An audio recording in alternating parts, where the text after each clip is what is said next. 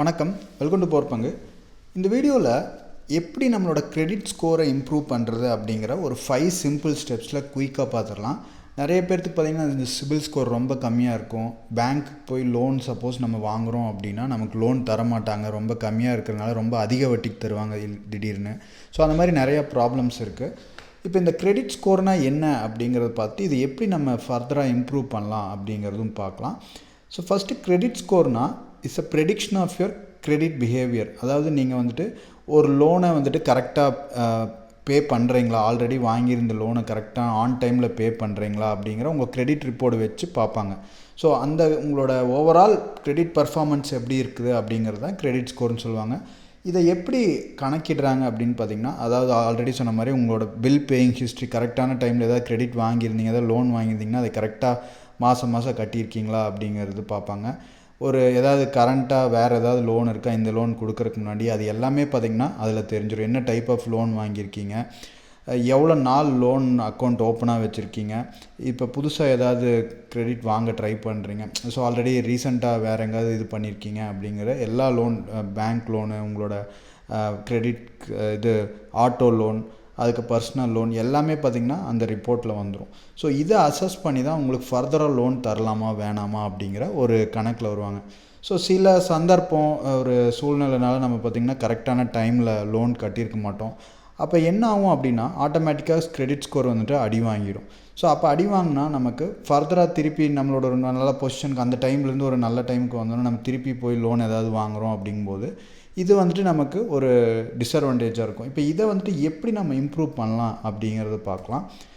So already சொன்ன மாதிரி உங்களுக்கு ஒரு குட் கிரெடிட் ஹிஸ்ட்ரி இருந்தால் தான் லோன்ஸ் வந்துட்டு உங்களுக்கு மோஸ்ட்லி வந்துட்டு ஈஸியாக கம்மியான இன்ட்ரெஸ்ட் ரேட்லையும் கிடைக்கும், குயிக்காகவும் ப்ராசஸ் பண்ணுவாங்க, அவங்களே தேடி வந்து கொடுப்பாங்க.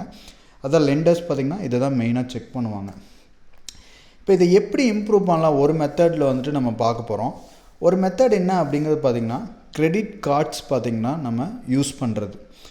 கரெக்டாக கிரெடிட்ஸ் கார்டு யூஸ் பண்ணி மாதம் கரெக்டாக பில் கட்டிகிட்டே இருந்தீங்க அப்படிங்கும்போது நம்மளை ஆட்டோமேட்டிக்காக நம்மளோட கிரெடிட் ஸ்கோர் இம்ப்ரூவ் ஆகும்.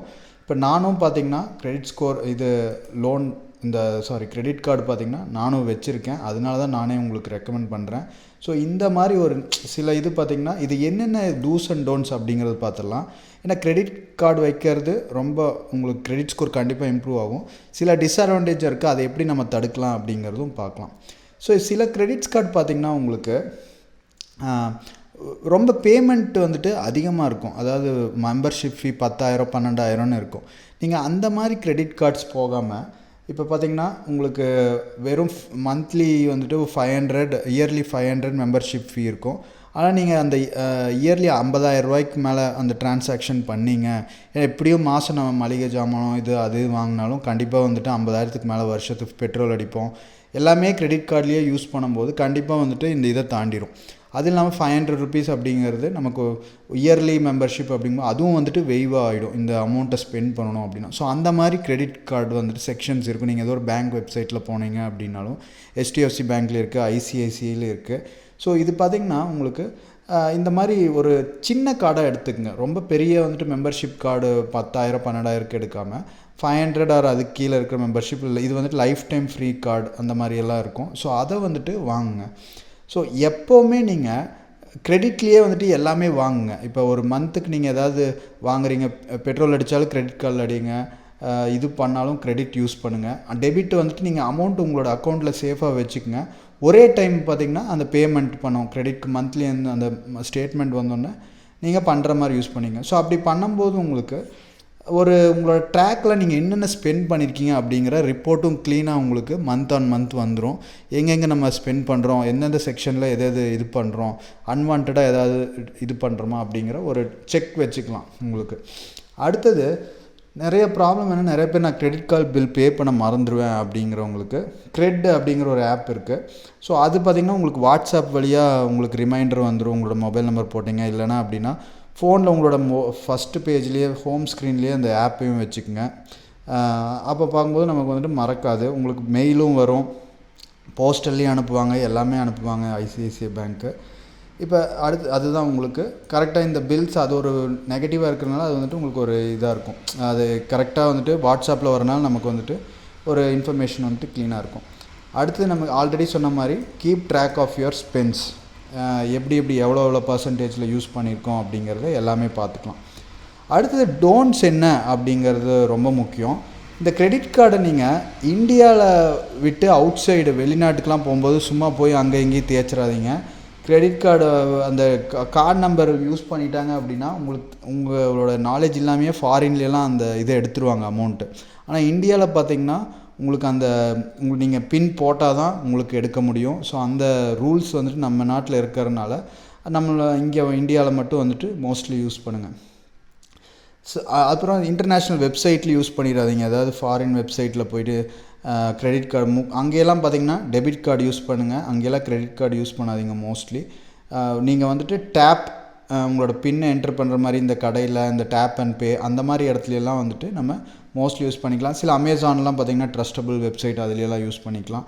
மோஸ்ட்லி இந்தியாவோட ரூல்ஸ் அண்ட் ரெகுலேஷன்ஸ்க்கு என்னென்ன கம்பெனி கட்டுப்பட்டுருக்கோ அதில் நீங்கள் மோஸ்ட்லி கிரெடிட் கார்டு வந்துட்டு யூஸ் பண்ணுங்கள். இன்னொன்று என்ன அப்படிங்கும்போது கிரெடிட் லிமிட்டை முடிஞ்ச அளவுக்கு கம்மியாக வச்சுங்க. திடீர்னு ஏதாவது உங்களோட இது லாஸ் ஆனாலும், அதாவது கிரெடிட்டில் பார்த்திங்கன்னா உங்களோட கார்டை எடுத்து அமௌண்ட்டை டிடெக்ட் பண்ண ட்ரை பண்ணாலும், இப்போ 10 லட்ச ரூபா கிரெடிட் லிமிட் வச்சுருந்திங்கன்னா ஒரே அடியை எடுத்துட்டாங்கன்னா நமக்கு ஏதாவது சப்போஸ் என்ன வேணாலும் நடக்கலாம்.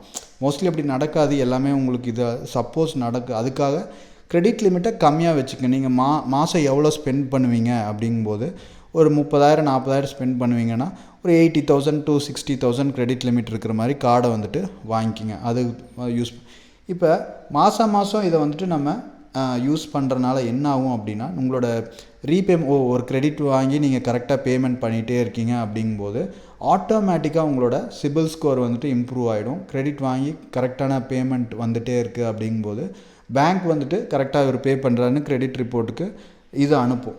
ஸோ அப்படி அனுப்பும்போது ஆட்டோமேட்டிக்காக உங்களோட சிபில் ஸ்கோர் இம்ப்ரூவ் ஆகும். ஸோ இதுதான் உங்களுக்கு. ஸோ நான் யூஸ் பண்ணுறது பார்த்திங்கன்னா ஒரு 80,000 ருபீஸ் இருக்கிற லிமிட்டில் இருக்கிற கார்டு தான். இது பார்த்திங்கன்னா என்னோடய லாஸ்ட் மந்த் ஸ்டேட்மெண்ட். ஸோ அந்த இது பார்த்திங்கன்னா உங்களுக்கு இது சொல்லணும் அப்படின்னு நினச்சேன். ஏன்னா நிறைய பேர்த்துக்கு பார்த்திங்கன்னா இந்த கிரெடிட் லிமிட்னா என்ன அப்படிங்கிற ஒரு அவேர்னஸ் இல்லாமல் இருந்தது. ஸோ அதுக்காக தான் இந்த வீடியோ.